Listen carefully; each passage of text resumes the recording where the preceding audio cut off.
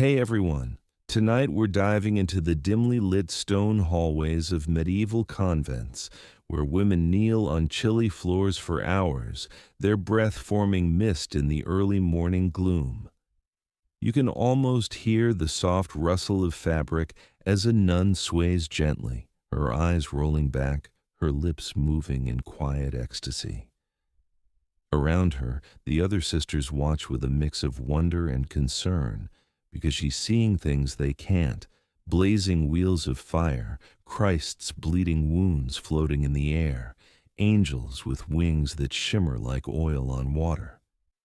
This is the realm of female mystics, where the line between hunger and holiness, between a neurological episode and a sacred encounter, became incredibly faint. This story might clear up mysteries you've never had answers for, like why so many medieval women described nearly identical visions, or how nuns without formal education created theological works that rivaled those of university scholars. So before we explore this tale together, please take a moment to support the channel by subscribing, liking, and sharing this video, or leave a comment below if you really enjoy what I share. Tell me where you're listening from tonight, whether it's a cozy bed in Toronto or a quiet room in Melbourne, or just share what drew you to this particular story about mystical visions and medieval women. Your engagement helps grow this channel and brings these historical enigmas to more curious minds like yours. Now, let's keep the lights soft. Turn on a fan for a gentle hum to make the story feel more immersive, and let's set off on tonight's journey together. Imagine yourself in 13th century Europe, where the church controls every aspect of life, and women hold a unique place in the spiritual order. They can't become priests, preach in public, or study at universities, yet they're producing some of the era's most profound religious experiences.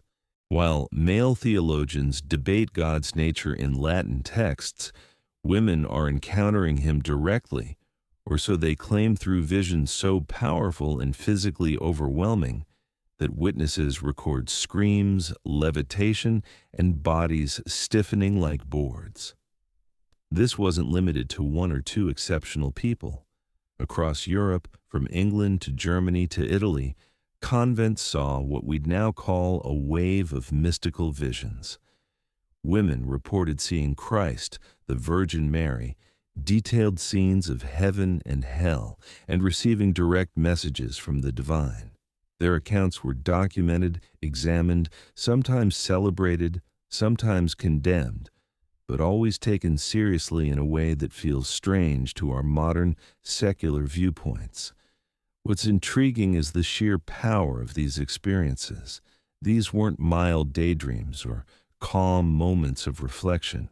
Female mystics described sensations bordering on the surreal colors not found in nature, sounds that pierced deep inside, physical pain that left no traces but felt completely real, and joy so intense it left them unaware.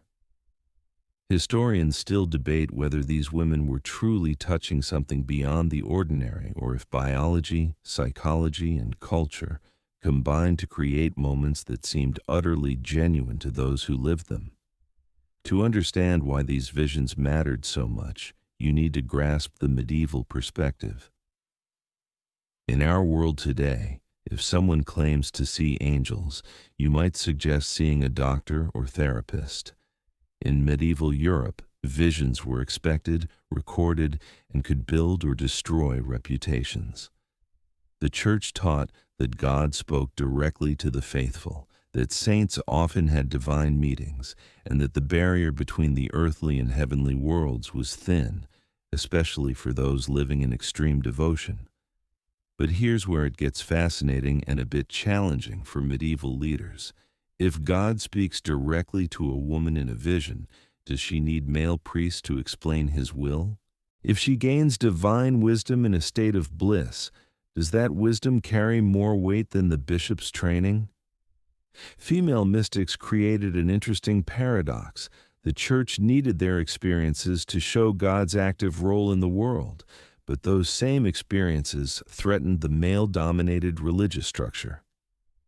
The women who became famous mystics often started young, sometimes as children.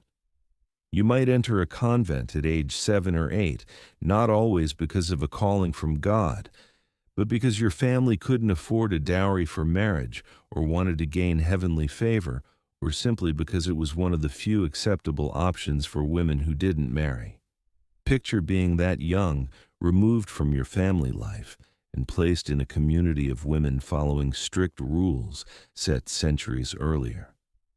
The daily routine in a medieval convent would deeply change your body and mind. You wake for prayers in the middle of the night, matins at 2 a.m., then back to sleep before rising at dawn.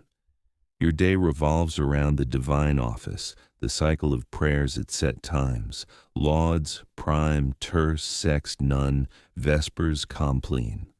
Each service pulls you from your work to kneel in the chapel and chant in Latin. Between prayers, you labor in silence, perhaps copying manuscripts in the scriptorium, with fingers cramping around the quill and eyes straining in the low light.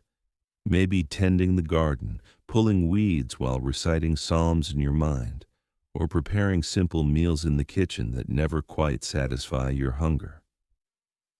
The rule of Saint Benedict, which guided most convents, called for moderation in everything, but convents varied in how strictly they followed it. Food, or rather, its scarcity becomes key to our story. In your convent, you eat twice a day when meals are provided, and only once during fasting periods, which fill much of the liturgical year. Meat is forbidden except for the sick. So you live on bread, vegetables, a little cheese, some fish if you're fortunate. The bread is often rye or mixed grains, sometimes tainted with fungi that played their own part in mystical experiences. One unusual detail that rarely appears in history books: medieval nuns often slept in their full habits, including veils and layers. Imagine never feeling truly bare or individual, always wrapped in the identity of Christ's bride. Some historians suggest this constant physical reminder of religious role may have heightened the intensity of mystical experiences. You literally never step out of the character, never get a break from being a vessel for divine encounters. The convent where you live has thick stone walls that block summer heat and winter cold with equal inefficiency. Your cell, if you have a private one, is just big enough for a narrow bed and maybe a small table for prayer. Many nuns sleep in dormitories, with the sounds of others breathing and snoring denying any real privacy, even in sleep. The windows are small, the light always dim, the air heavy with incense from the chapel or the scent of unwashed bodies, since bathing was infrequent and seen as a potential indulgence of the flesh. In this setting, your senses start to function differently. Colors, when you see them in illuminated manuscripts or rare flowers in the cloister garden, seem almost too vivid to bear. Sounds echo oddly off stone walls. Touch becomes more acute because it's so rare. The brush of another sister's hand during communion, the cold chapel floor through your habit when you prostrate in prayer, the rough wool against skin that seldom sees direct sunlight. You're being prepared, though you don't realize it, for experiences that will test everything you know about the line between inner and outer reality, between your own mind and the divine presence that medieval Christianity promised was always watching, always available to those who suffered enough to reach it. Your body is changing too, in ways that wouldn't be understood for centuries. The mix of malnutrition, sleep deprivation, sensory sameness, broken by ritual intensity, and the constant mental pressure to be worthy, holy, chosen by God for special grace. All of this is reshaping your neurology, setting you up for experiences that could make you a saint or lead to accusations of demonic possession, depending on who's judging and the current politics in the church hierarchy.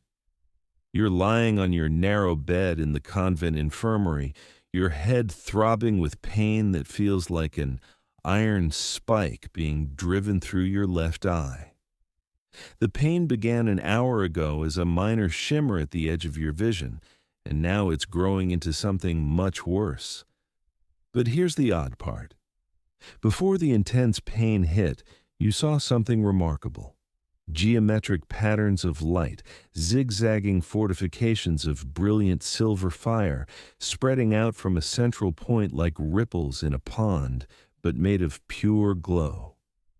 These shapes moved across your field of vision for about 20 minutes, and within them you swear you saw the structure of the universe itself, the design of heaven, the face of God in crystalline light.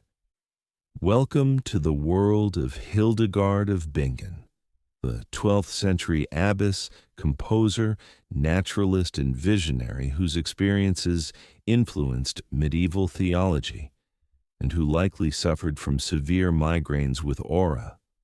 If you could look inside Hildegard's brain during one of her famous visions, you'd see what neurologists now call a scintillating scotoma, a visual disturbance from cortical spreading depression, a wave of changed electrical activity moving across the visual cortex. It's beautiful, terrifying, and feels completely otherworldly when you have no knowledge of neurology. Hildegard described her visions with remarkable detail. She wrote about seeing a great star, most splendid and beautiful, surrounded by a multitude of falling stars, all in light that seemed to come from within the vision itself rather than any outside source. She saw a bright light with the figure of a man inside it, architectural structures that appeared to represent divine order, circles within circles, wheels within wheels, all moving in complex geometric harmony. Modern neurologists examining her descriptions and illustrations, yes, she drew what she saw, immediately recognized the classic patterns of migraine aura. But here's where it gets intriguingly complex, and you have to avoid the urge to simply dismiss medieval mysticism with modern science. Even if Hildegard's visions started from migraine disturbances, that doesn't mean her theological insights were invalid or that her experiences weren't deeply meaningful. She didn't just see lights and shapes, she interpreted them through the rich symbolic language of medieval Christianity, and in doing so, created some of the most advanced theological and cosmological thinking of her time. You need to imagine Hildegard's life to see how biology and culture worked together. Born in 1098 to a noble family in the Rhineland, she was the 10th child, and in medieval numerology, 10 was a tithe, a gift owed to God. At age 8, she was enclosed with an anchoress named Jutta in a small dwelling attached to a monastery. Imagine being 8 years old and literally walled into a building where you'll spend your childhood and youth with one older woman, cut off from the world, your life reduced to prayer, silence, and occasional lessons in reading Latin. Hildegard later wrote that she had visions since she was 5 years old, seeing a reflection of the living light and perceiving things others could not. As a child, she learned to hide these experiences, sensing they marked her as different, potentially dangerous. Medieval children who saw things others couldn't might be celebrated as holy prodigies or whispered about as touched by demons. The line was thin and the consequences severe. The migraines, if that's what they were, would have started in childhood too. Migraine with aura often begins young and runs in families. Hildegard would have had no name for what was happening to her, no understanding of neurology or brain chemistry, no access to modern pain relief. What she had was a medieval Christian framework that taught her these experiences were divine communications, messages from God that needed interpretation and action. Here's a quirky detail often overlooked.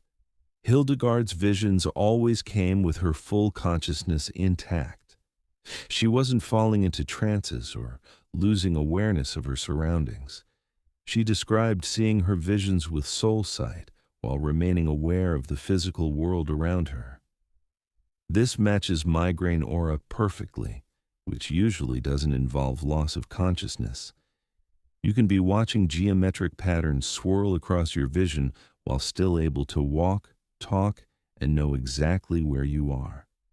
For Hildegard, this meant she could have a vision while sitting in choir during prayers, while working in the garden, while composing music. And indeed, she claimed many of her compositions came to her during these visionary states. The content of her visions was shaped by everything she had learned in the monastery. By the time she started recording her visions in her 40s, more on why she waited so long in a moment, Hildegard had spent decades absorbing scripture, liturgy, and theological concepts. When she saw circles of light, she interpreted them as the cosmos, as divine order, as representations of the Trinity.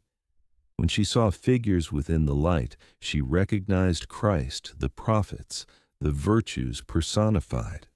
Her visions were both neurological events and sophisticated theological constructions. Historians still debate whether Hildegard truly believed she was seeing God, or if she understood on some level that these were products of her own mind, using the authority of visions to say things a woman normally couldn't. Medieval female mystics existed in a strange loophole in church authority.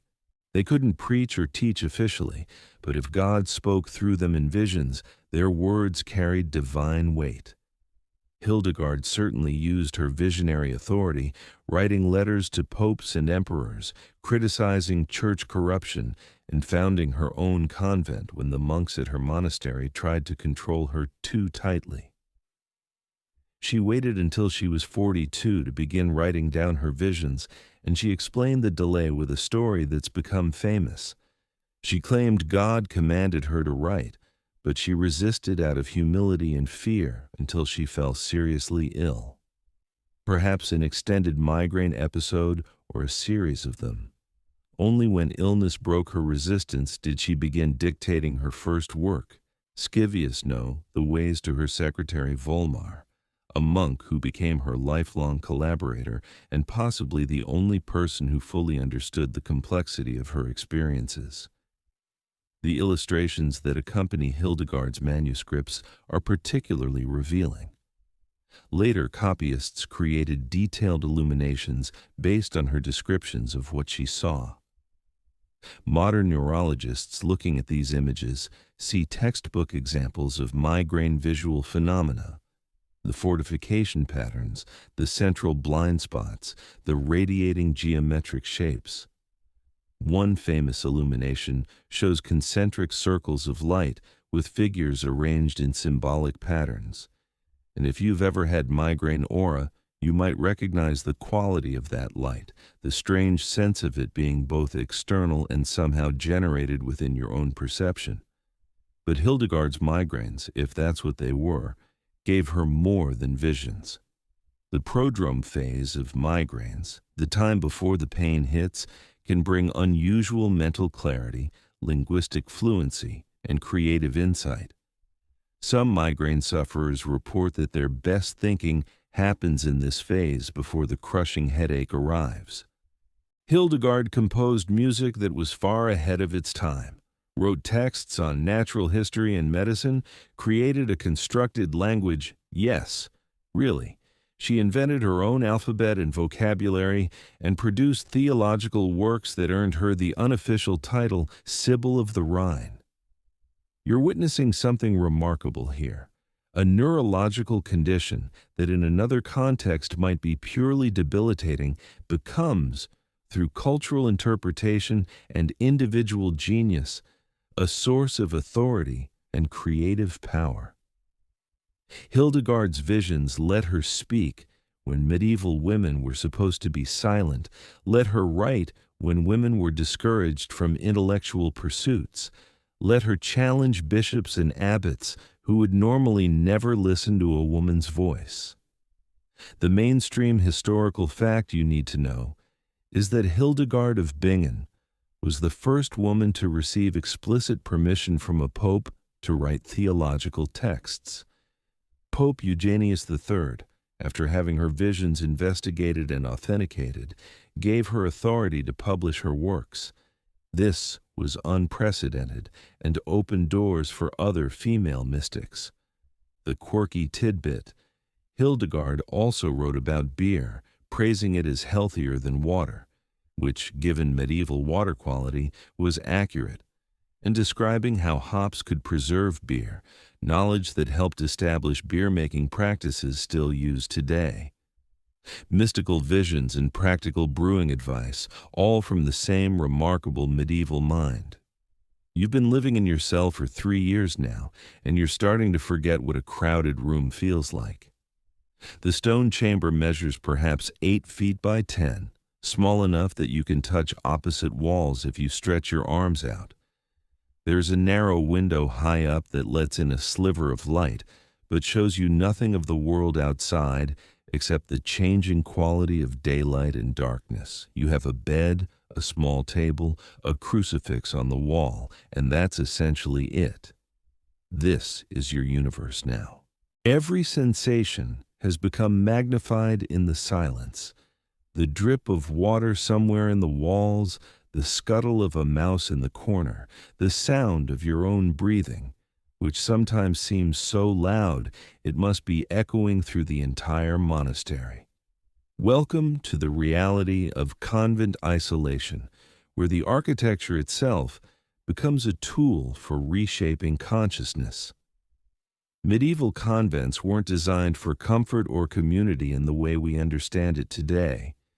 They were built to separate women from the world, to create enclosed spaces where the physical environment constantly reinforced spiritual purpose. The thick walls that kept you in also kept distractions out. No street noise, no glimpses of traveling merchants, no sounds of children playing or dogs barking or the normal chaos of medieval life. Just stone, silence, and the regulated rhythm of prayer bells. The sensory deprivation you're experiencing has profound neurological effects that medieval people couldn't name, but definitely utilized. When your brain receives consistent, unchanging input for extended periods, it starts to generate its own stimulation. This is well documented in modern research. Put someone in a sensory deprivation tank or isolation chamber, and within hours they'll start hallucinating lights, sounds, presences that feel utterly real, but originate entirely within the brain's desperate attempt to make sense of nothing. Now, extend that isolation not for hours, but for years, even decades. Some nuns entered convents as children and died behind those same walls 70 years later, never once stepping outside the cloister. Your visual environment consists of stone walls, the dim flicker of candles, the same few faces day after day, the same chapel with its same crucifix and altar. Your auditory world is Latin chanting, bells marking the hours, and silence. So much silence that when someone does speak during the brief periods when conversation is permitted, their voice sounds strange, almost musical, loaded with more meaning than any words should carry. The cells where nuns slept varied by convent and by the wealth of the institution, but many were deliberately austere. You're not meant to be comfortable here. Comfort is worldly, a distraction from spiritual focus. The hard bed reminds you that this body is temporary, unimportant compared to the eternal soul. The cold reminds you of hell's opposite, or perhaps of purgatory's cleansing fires. Everything in the physical environment is meant to direct your attention inward and upward, away from earthly concerns and toward divine contemplation. But here's what the architects of these systems may not have fully understood, or perhaps understood perfectly well. When you remove normal sensory input, when you create environments of profound monotony punctuated only by ritual, you're creating ideal conditions for altered states of consciousness. The brain doesn't just passively receive reality, it actively constructs it from available data. When that data becomes too uniform, too predictable, the brain's pattern recognition systems start finding patterns that aren't there or generating patterns from internal noise. You might be kneeling in your cell reciting prayers when suddenly the quality of the darkness changes. The shadows in the corner seem to deepen, to acquire a presence. You blink, refocus, but the sense of something there persists. Is it a demon sent to tempt you? An angel come to test your faith? Your own imagination running wild after months of near-total solitude? In your medieval mind, the first two options seem more plausible than the third. You've been taught that the spiritual realm is more real than the physical one, that invisible beings constantly surround you, that the veil between worlds is thin for those who dedicate their lives to piercing it. Some convents practiced even more extreme forms of isolation. Anchoresses women who took vows to be permanently enclosed in tiny cells experienced sensory deprivation that bordered on the experimental. These women were literally walled into chambers attached to churches with only a small window for receiving food and another for watching Mass. The enclosure ceremony was like a funeral in some regions. The last rites were read over the woman before she was sealed in, because she was dying to the world. Imagine choosing this or having it chosen for you, and then living in that stone box for 20, 30, 40 years. Historians still argue whether anchoresses were more likely to experience visions because of their extreme piety and dedication, or whether the sensory deprivation itself manufactured mystical experiences that were then interpreted through religious frameworks.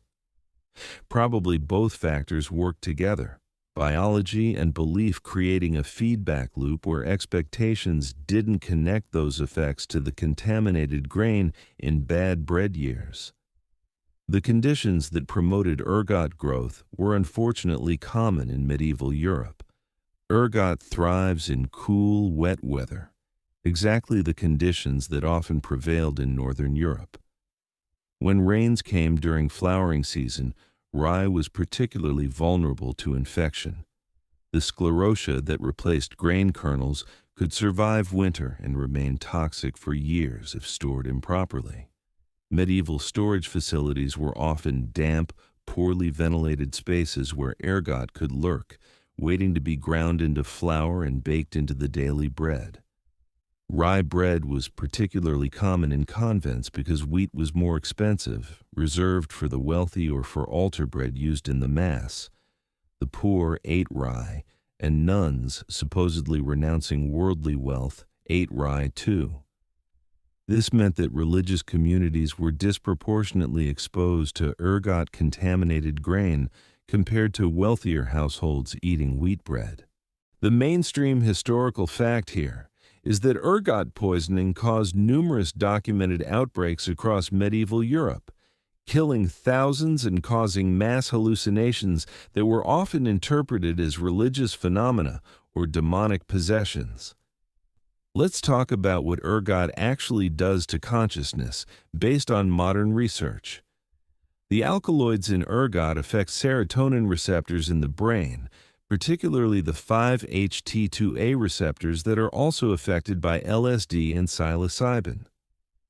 Activation of these receptors can produce visual hallucinations, altered time perception, synesthesia, where senses blend. You might see sounds or hear colors, feelings of profound unity with the universe, dissolution of the ego boundary, and experiences that feel deeply spiritual or mystical. People who've taken LSD or other psychedelics in controlled settings often report experiences remarkably similar to those described by medieval mystics. Encounters with divine presences, visions of elaborate geometric patterns, feelings of cosmic consciousness, sensations of leaving the body, experiences of time stopping or moving non-linearly. The fact that these experiences can be reliably produced by chemicals that interact with specific brain receptors doesn't necessarily invalidate them as spiritual experiences. That's a philosophical question beyond science, but it does suggest that at least some medieval visions may have had a pharmacological assist. The sensory effects would combine with existing religious expectations in powerful ways. If you're a medieval nun who's been taught that God appears in blinding light, and you suddenly see everything around you glowing with impossible radiance due to ergot affecting your visual processing, you're going to interpret that as divine presence, not as a fungal toxin affecting your neurotransmitters. The visions you have will be populated by the images that fill your mind: Christ, Mary, angels, demons, because that's your cultural vocabulary for transcendent experience. There's also a dose-response relationship worth considering. Very low doses of ergot might produce subtle effects: enhanced colors, slight time dilation, feelings of significance that could be interpreted as spiritual sensitivity or divine favor. Moderate doses might produce full visionary experiences. High doses would cause the convulsive or gangrenous symptoms that were clearly recognized as illness. Medieval people weren't stupid. They could tell the difference between divine visions and the advanced stages of ergot poisoning. But the line between low-dose effects and early mystical experience would have been impossible to distinguish without modern pharmacological knowledge. You finish your bread and return to your prayers, unaware that the strange darkness in the grain you just consumed is beginning to work its way through your system, that alkaloids are crossing your blood-brain barrier, that your serotonin receptors are starting to fire in unusual patterns. All you know is that you feel expectant, alert, as if something important is about to happen, and because you've been praying for a vision, because you've been preparing yourself spiritually for a divine encounter, when the walls begin to breathe and the air fills with presence, you'll know exactly what it means. God has come to you in your cell, just as he came to the saints whose lives you've studied. The bread has become, in its own strange way, truly sacramental. You're kneeling in the chapel when it happens. A sensation so intense, so overwhelming that your body goes rigid and you topple sideways onto the cold stone floor. Your heart is pounding so hard you think your chest might split open, and then you feel it, a sharp, piercing pain in your left side, as if a flaming arrow has just passed through your ribs. But there's no arrow, no wound, no blood, just pain that feels utterly real and pleasure that feels even more real, a combination so paradoxical your mind can barely contain it. You're aware of the other nuns rushing toward you, their voices distant and echoing, but you can't respond because you're somewhere else entirely. You're in the presence of something vast and loving, and your body is doing things without your permission, levitating slightly off the ground. They'll later tell you your face was transfigured with an expression of joy they've never seen before. Welcome to the world of Teresa of Avila, the 16th century Spanish mystic whose documented experiences of ecstasy, levitation, and physical rapture are so detailed, so carefully recorded, that modern neurologists can read her accounts and recognize the symptoms of temporal lobe epilepsy with remarkable clarity. Teresa's visions weren't quiet, contemplative affairs. They were full-body events that left her exhausted, sometimes unable to move for hours afterward, her body marked by physical sensations that seemed to originate from beyond the material world. Teresa described her most famous experience in language that's both spiritual and deeply felt, a combination that intrigued many readers.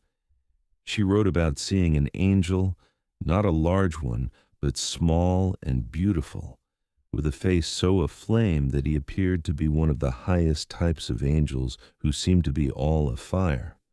The angel held a golden spear with a point that seemed to be on fire, and with this spear he pierced her heart several times, penetrating to her entrails. When he drew the spear out, she felt like her entrails were being pulled out with it, leaving her all on fire with a great love of God. The pain was so intense she moaned aloud. Yet it was also so sweet that she wished the pain to last forever. This vision became famous enough that Bernini sculpted it in the 17th century. The Ecstasy of Saint Teresa, capturing the moment with such detail that some art historians and critics have debated whether it depicts religious rapture or something more earthly. Teresa herself seems to have understood the ambiguity, writing that the pain is not bodily but spiritual, though the body has a share in it. Indeed, a great share. She was describing an experience that bridged categories, simultaneously physical and metaphysical, painful and pleasurable, overwhelming and desired. Modern neurologists reading Teresa's accounts recognize several telltale signs of temporal lobe epilepsy, a condition where abnormal electrical activity in the temporal lobes produces a wide range of unusual experiences. Temporal lobe seizures can cause intense emotional experiences, feelings of presence, out-of-body sensations, hyper-religiosity, auditory hallucinations, visual hallucinations, and something called ecstatic bliss, overwhelming feelings of joy and unity during the seizure itself. They can also cause automatic behaviors, periods of unresponsiveness, and post-ictal states afterward, where the person is exhausted and disoriented. Teresa reported all of these symptoms. She described periods where she couldn't move or speak, where her body became rigid or heavy. She talked about feeling her soul lifted out of her body, about sensing presences she couldn't see with her physical eyes, about hearing words spoken directly into her mind without passing through her ears. She experienced what she called raptures that came upon her suddenly, without warning, sometimes in public places where she found them embarrassing. She couldn't control when they happened or stop them once they started, which frustrated her, because she was a practical woman who valued being able to manage her affairs and run her convents efficiently. The levitations particularly interest historians and neurologists because they were witnessed and documented by multiple people. Teresa herself was mortified by them and tried to hide when she felt a rapture coming on. She wrote that during these experiences, it seemed to me when I tried to make some resistance, as if a great force beneath my feet lifted me up. Witnesses reported seeing her body rise off the ground during prayer, sometimes several inches, sometimes higher. She begged God to stop giving her such public displays, writing that they brought her great distress because people treated her as if she was some kind of spectacle. Here's where modern medicine offers some interesting perspectives.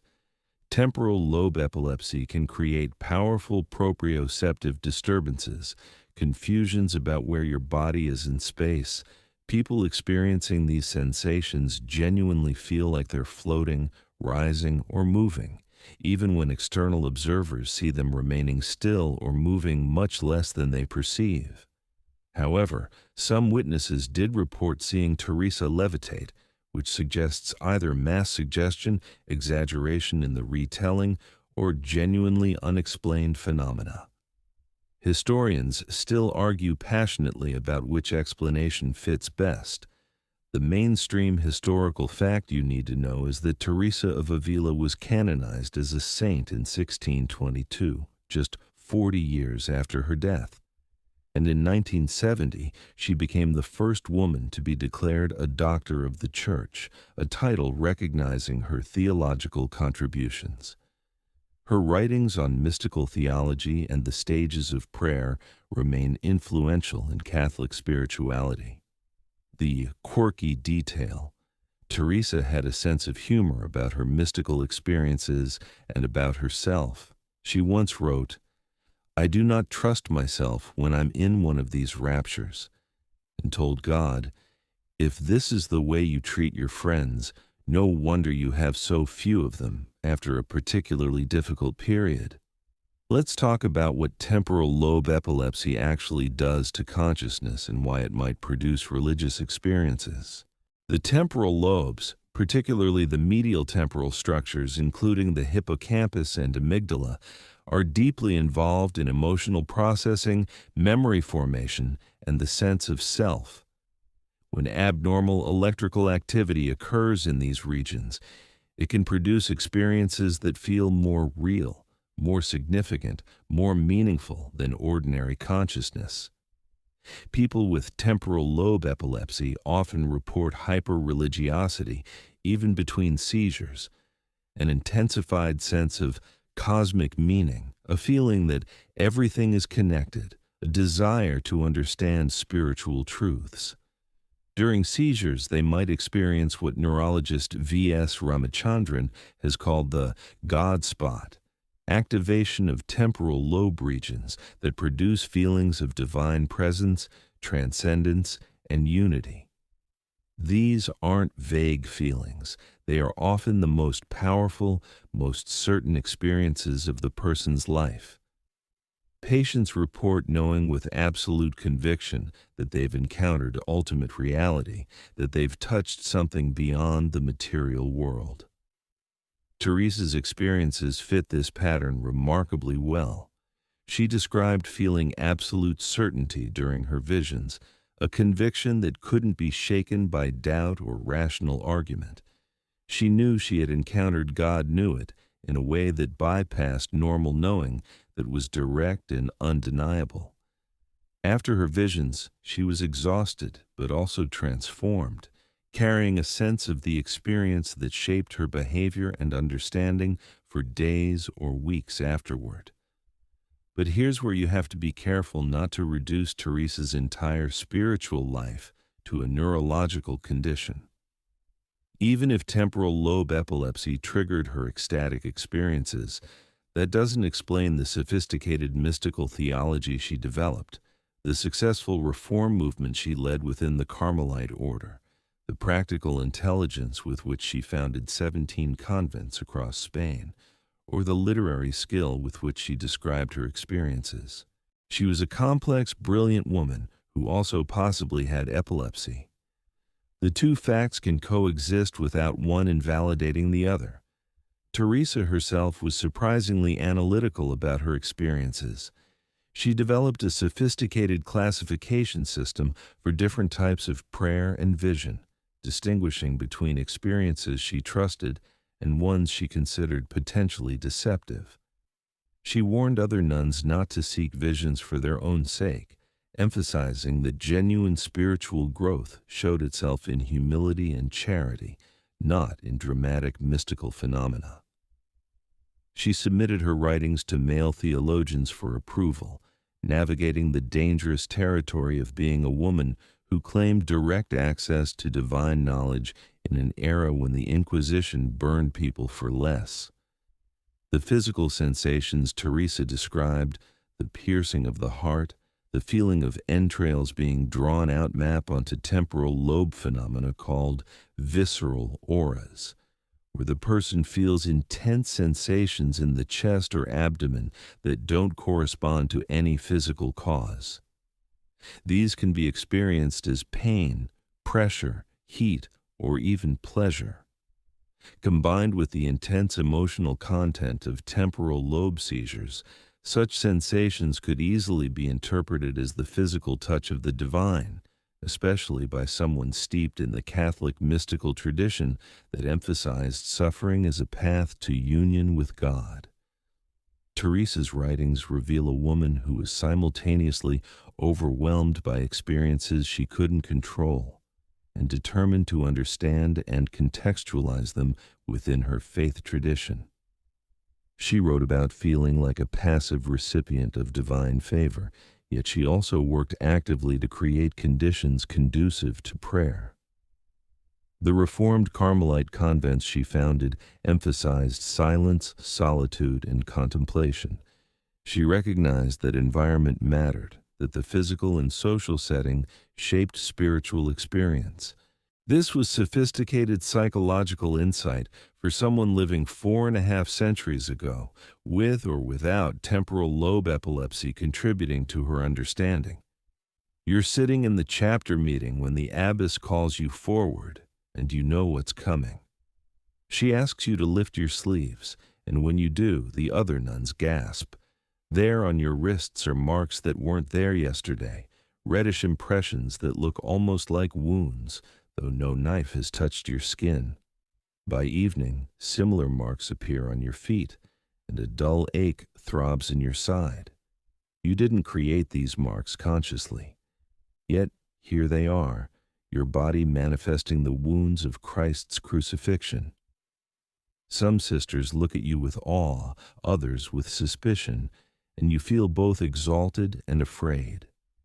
This is the phenomenon of stigmata, the spontaneous appearance, the furthest possibilities of human awareness, and the persistent, haunting question of whether there's something beyond the material world that touches us in our deepest seeking. As sleep claims you now, let their stories settle gently into your dreams. Let their courage and complexity find a home in your sleeping mind, and rest in the knowledge that consciousness itself, whether in waking visions or in dreams, remains wonderfully, terrifyingly, beautifully mysterious, full of depths we're still learning to explore, still learning to honor, still learning to understand in all their strange and sacred complexity.